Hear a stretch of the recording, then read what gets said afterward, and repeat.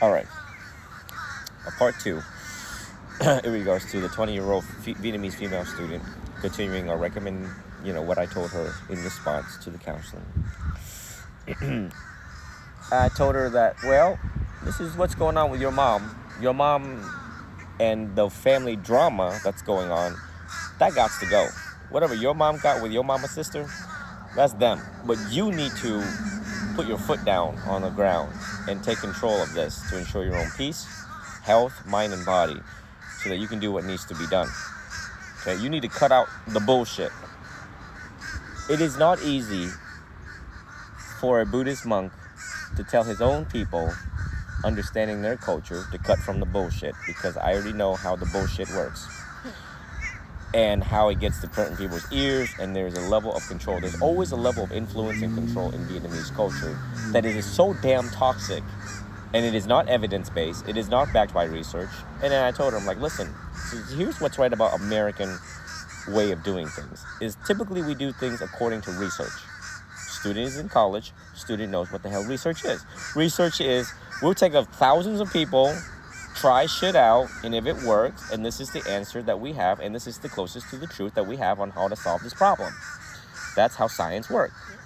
And I told her, I'm like, well, Vietnamese families just do this a little too long and a little too much, and they don't know what the hell they're talking about. And when you ask them, why did you ask us to do that? What evidence should we do that, and based upon what? It's nothing. It's absolutely zero credence. Right. Okay. So I'm like, somewhere down the line, I see you as a leader, that you need to draw the line, and you need to focus on you and take it at your pace, at your time, at 20 years old, while you're dealing with growth, development, pressure to succeed, time management, blah, blah, blah, having a boyfriend, having sex with a boyfriend. You don't even have time for that. The hell? Okay? So, let it sink in. Let it sink in. She'll probably see this video, right, and think of it again. What does this mean for you? Cut the bullshit. No. I don't want you to answer. I don't want you to give too much info online, right? What it means for you is cut the foolishness. Whoever is calling, whoever is talking, people talk so much. So in my bag here, which I took out of my damn bag, the little AirPod thing that has the noise cancellation thing. On this path, monks get allergic to too much noise when there is too much noise in the world. You got to recondition yourself to know what silence is and peace is, so that you can focus on exactly what I told you earlier. Right? And you can actually go back to this and then take additional notes as you go back to this. You got to know who's the wise and who's the fool. Right. Well, but let me back up a little bit about the driving thing. And now that you've heard about that driving case, I want you to re-examine what is unsettling within you. Now, the word unsettling means that I'm pissed today. I'm waking up, I got a desire that is not met, whatever that could be, more money, more time, more whatever, more of something that's not being met. And as a direct result of it, of my need or want not being met, especially the want, okay, not being met, I'm waking up pissed today. And bitch, if you gonna cut in front of me,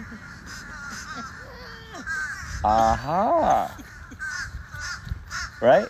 Well, I know that I have 3 pages of traffic. I was gonna be Florida Highway Patrol.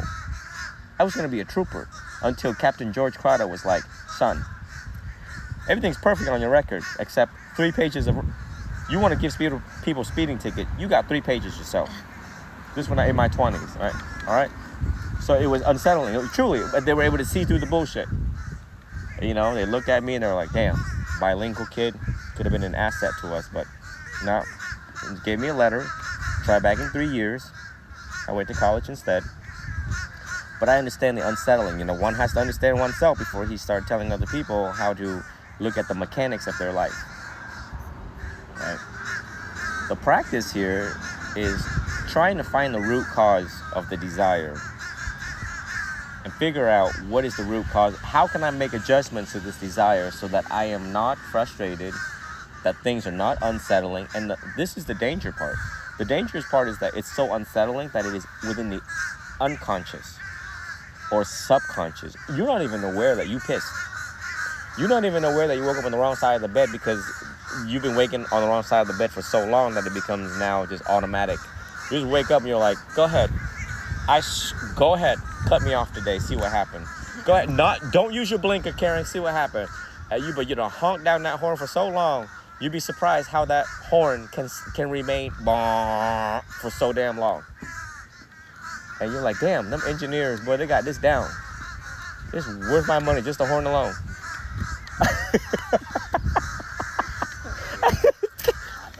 I done hung down my horn for so long, it started to change the horn sound. And I'm like, oh, that's when it's going to go bad. Maybe I should get off of this.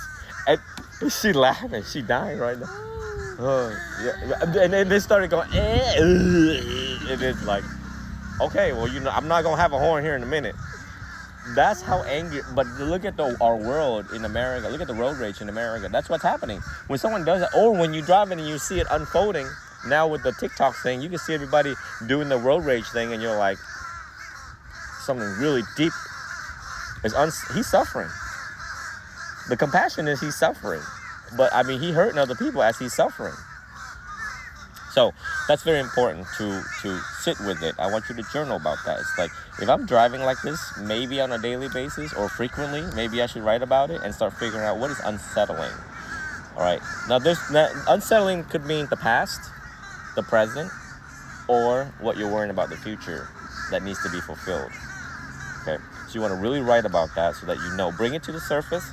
Bring it to level of consciousness so it doesn't have power over you anymore. The moment that you let this kind of run in the background and you don't even know it, like most students, that's why you need a teacher to watch you do this. Then the teacher tells you, do you realize you're doing this? Right? That's the importance of having a teacher and not just reading in the scriptures and not having a teacher. Because then you wouldn't even see what's happening in your life. But technically, down the road, you should consider letting me ride with you throughout the day, in a day. Because I can catch everything in maybe a couple hours. I can catch how you drive, how you think, your eye movements as you're driving. Because I can tell based upon the eye movements that you're worrying about something else, or whether you're in the present moment. Whether you turn on your blinkers or you're missing turning the blinkers, the aggressiveness where it shows, in young students, I once caught that too in Luke. Luke thought I was sleeping. And really I was exhausted, but my eyes like this. But he done hit so many damn bumps that my eye was like, Somebody cut in front of him. That's failure to yield right of way. Okay, so they were in the wrong, he was in the right. But he done accelerated towards the car like he wanted to hit them. Okay, but what does that say in a paragraph? That says, bitch, I'm going to teach you a lesson. You did that to me, I'm going to do this to you. And I swear to God, if you do it again, next time I will fucking hit you. So I confronted Luke with that. And I said, Luke, the face looked very innocent. This kind of very innocent face. Adorable face. You just want to pinch him, right? And I'm like, Luke, you really wanted to hit that car, didn't you? And and then the other look that they gave me was, oh shit, how did you know? You read my mind type look. I was like, Luke, you really wanted to hit that MF, didn't you? You got to use their language so they understand. Like the magnitude of hatred. Or whatever it is going on, I don't know. My job is to observe and state the observations. So yeah, these are in its extreme form. But clearly you see the age difference between you and the 20-year-olds. And Luke's also in his 20s. But you see how it hasn't been resolved for so long? Right. Part 3.